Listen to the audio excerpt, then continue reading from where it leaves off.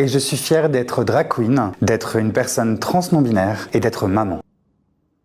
Mais pourquoi faut que je me les farcisse tous déjà? Pour éduquer les jeunes. Alors les potes, on va développer car ça commence pas clair. Je vous sens assez flou. Drag queen, c'est quand tu te travestis en nana pour faire de la scène. Donc un personnage. Transsexuel, c'est quand tu te travestis en nana dans la vie de tous les jours. Donc tu te sens femme. Attention, ça se complique. Non-binaire, c'est quand tu te sens ni homme ni femme. Donc un putain d'alien. Ou un escargot. Je crois que ça baise avec n'importe quoi ces bêtes-là. Maman, c'est quand tu as des ovaires et un vagin. Donc quand t'as accouché par le bon trou. Pour résumer, on a un personnage qui se sent femme alien escargot, qui baise avec n'importe quoi et qui a accouché par le bon trou. C'est plus clair, merci. Le retour des gens était plein d'amour, plein d'étoiles dans les yeux. Des étoiles plein les yeux.